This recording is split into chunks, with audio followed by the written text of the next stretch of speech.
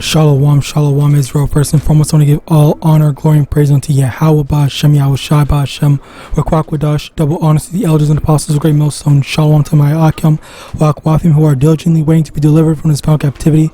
This brother Kawakab coming at you, no lesson.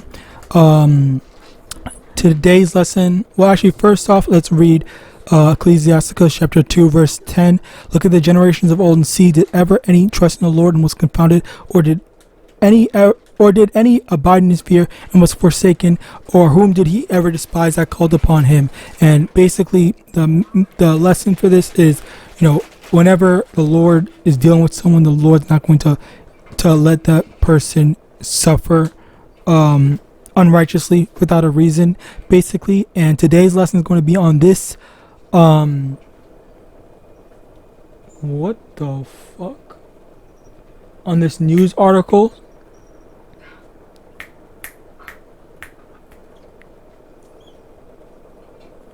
Okay, basically, 14-year-old Kimani Wint from Toronto is wanted for second-degree murder after allegedly stabbing 71-year-old Shanaz Pestonji while she was loading groceries into her car in a parking lot in North York. And this reminds me, Slakia, this reminds me of often a lot of instances where you see where I've seen a bunch of just straight up wicked ass 2/3 Jakes, all right, just doing shit for no reason. All right, I literally saw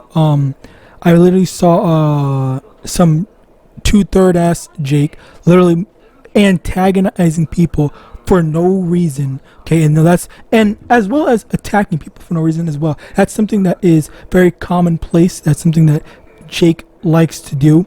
I do not like to be associated with that, but still, of course you will see Jake, stirring up trouble. Anyway, the point of this is just, this is this thing that happened, oftentimes, regardless of the fact that, it happened to a 71-year-old or he's just a 14-year-old, he's just a kid or whatever, like, he's still, number one, he still do it. He still needs to be held accountable. That's number one. And number two, the fact that the Lord allowed that to happen, okay, because apparently she literally just got stabbed. All right, obviously Jake always has some unfair things, like the justice system happen to him unfairly, and if he didn't actually do it, which I highly doubt that that's the case, but if he didn't actually do it, then of course, like that's just a part of the injustice in it. But I'm pretty sure he actually did do it. Okay, but anyway, Slakia, that's not the point. The main point is that I'm trying to get at is how, in general, when stuff like this happens, it's simply because there is a reason behind it, so to speak, in the sense of, no one, actually, let me get that. Ooh.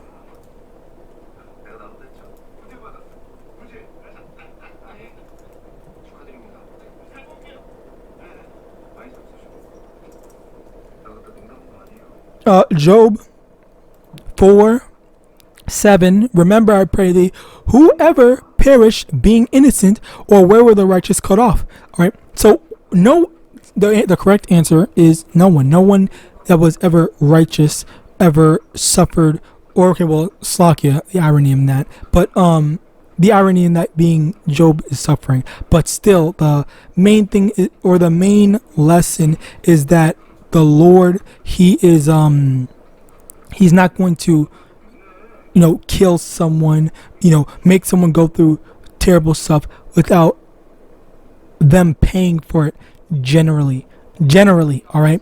And that's basically the thing. So when stuff like this happens, you can only imagine what type of horror that this Pestonji, whatever the fuck her name is, I don't know, has done in her life to warrant some random dude picking some random Jake, okay, picking her specifically to be stabbed to death. All right, that's a harsh ass judgment. Okay, it's just not, it makes you think, or it should make you fear the Lord, because the Lord could easily have that be you. The Lord can easily just choose to make you die in a very painful way. All right, and once again, it goes back into: are you trying to get right with Yahawadah, try to repent, try to fix what you've done? Okay, even though you know you're not blameless. Okay, you're not perfect. So of course you have to pay for the stuff that you do. So when stuff like this happens, it's payment, it's payback from the Lord. All right, you think that one person you murdered and you thought you got away with it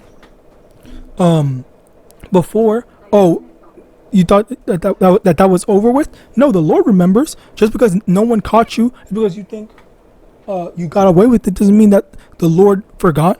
Doesn't mean that the Lord is just going to let you roam free. Let me get that as a matter of fact.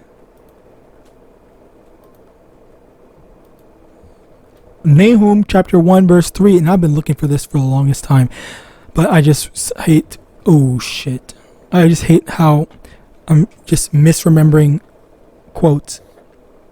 Nahum 1 verse 3, the Lord is slow to anger and great in power, and will not slakia at all acquit the wicked. The Lord hath his way in the whirlwind and in the storm, and the clouds are the dust of his feet. All right, so the Lord is slow to anger and great in power, meaning that he's not going to, as well as the fact that he's not going to acquit the wicked. Do you know what acquit means? Let's get that right quick.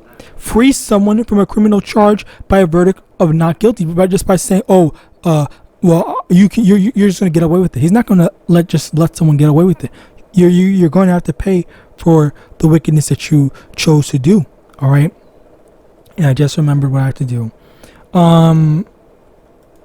Proverbs 12 verse 21, there shall no evil happen to the just, but the wicked shall be filled with mischief. And this is funny. It's not necessarily the word I would use, but still, it's still applicable. This is mischief. Okay, that's the thing. What potential, what possible reason could this Jake have to just be killing? And the correct answer to that really is just the fact that there is no right answer. Okay, because not just Jake actually, but all the Babylonians in general have been losing more and more reasons to do stuff. They just do whatever, especially the young people, where they are doing a bunch of random shit. I literally just saw a thumbnail to a video that said eating people's DoorDashes and Uber Eats and whatnot. Like they literally will do anything for some clicks, for some internet fame, or whatever type of bullshit ass validation that they're seeking after. All right, like this is what they look for. This is what they seek after. All right, and this is what is destroying them. All right, Proverbs. I read this. Proverbs 12 verse 21. I think I did. There shall no evil happen to the just, but the wicked shall be filled with mischief. And again, if she was blameless, she wouldn't have the Lord would not have let this happen to her. Okay, even with all the unfair treatments that as a matter of fact, let's get that as well. Even with all the bullshit unfair treatments, Jeremiah 16, I think. I want to see. I think it's 16:15.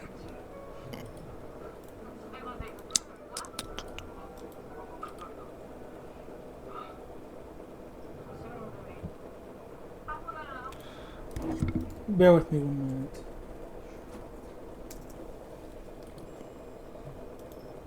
Jeremiah 15, not 16. 15 verse 11. The Lord said, verily it shall be well with thy remnant. Verily I will cause the enemy to entreat thee well in the time of evil and in the time of affliction. Where again, the Lord's going to take care of us, and the Lord's going to make the enemy, all right, treat only the elect specifically well. Just as I think it was Daniel that was treated well. All right, because I forgot the other prophet's name. All right, but just in general, how the leaders they always had what's his name? I freaking forgot his name. There was one, I think Joshua, and then there was another one. I forgot his name, but whatever. You get the point. All right. Joshua in Egypt, and then there was more, but you get basically the point. All right. How the Lord always makes it so that his prophets, his specifically his people that follow him diligently, are always going to be taken care of by the enemy. Okay. Even Esau, Edom can't do anything to us if the Lord doesn't allow him to. But you have to get on the Lord's good side first. Psalms 37 verse 25. I have been young and now am old, yet have I not seen the righteous forsaken, nor his seed begging bread. Okay. And again, the Lord is not going to make it so that his people, Saki, when I say his people, I don't just mean Israelites. I'm not talking about Israelites in general. I'm talking about specifically the elect. The elect are going to be taken care of. The elect are not going to be suffering as badly compared to others. Okay, because there's a lot of terrible stuff going on, and the Lord's going to protect us from it. Continuing on, Sirach chapter 39, verse 28. There be spirits that are created for vengeance, which in their fury, now I remember the other precept.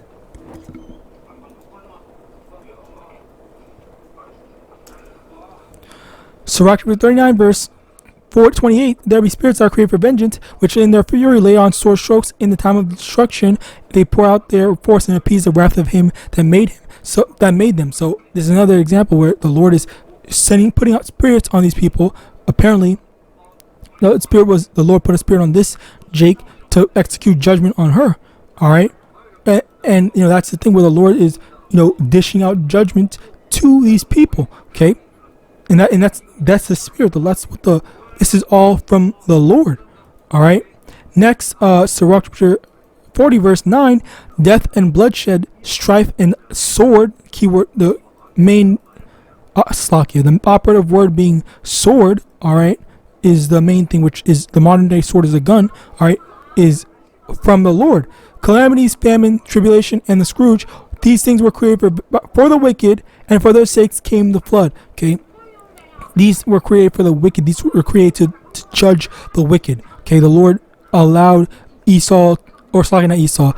allowed guns to be made. He allows people to die, people to get hurt, strife, calamities like tornadoes and shit, famine, all these things, tribulation, whatever. Okay, plagues and more to happen to judge these people. An example was the flood. The flood killed all those people during the time of Noah. All right, now continuing on, Isaiah chapter 43 verse 13. Yea, before the day was, I am he, and there is none that can deliver out of my hand. I will work, and who shall let it? And that's another thing where the Lord, when the Lord sets his sights on you, okay, it could be literally right the least that you know it.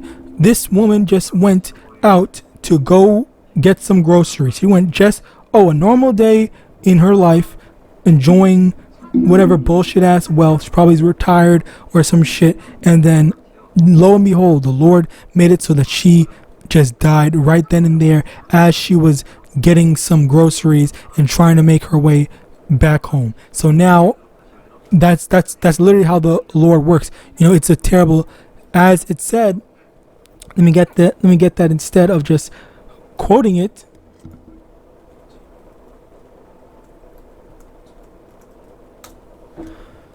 Okay. Hebrews chapter 10 verse 31. It is a fearful thing, not terrible.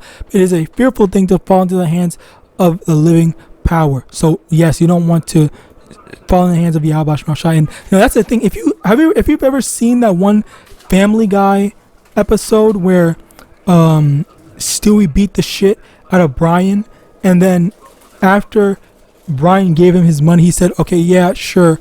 Stewie said, okay, I'll let you pay me back for that, because I'm sorry for doing that about X, Y, and Z. And then Brian was like, he kept on threatening him, like saying, I'm about to do it right now. And then he just said, just kidding and stuff like that. He kept on scaring him with that, showing him, oh yeah, I'm about to do it. Oh, I'm just kidding. I'm about to do it. And that's basically the thing with the Lord, because you never know exactly or when, or even when, how, when the Lord's going to judge you, or how. You can never prepare for it. You can say, oh, I have all this bulletproof armor, bulletproof vest and whatnot, but then something you ate that kills you, that makes you sick and whatnot. Or better yet, you might try keeping a good healthy thing, and then something literally happens when everything just gets fucked up and you literally die. Like there's literally no way to protect yourself. It's like there's no defense from YAHAWAH, which that's what makes him so scary, and that's why you shouldn't be pissing him off. So with that, prayer system was edifying. I want to give all honor, glory, and praise unto Yahawah, Ba'Hashem, Yahawashi, Ba'Hashem, Rakwadash, double honors to the elders and apostles, great millstone, above ball and shalom.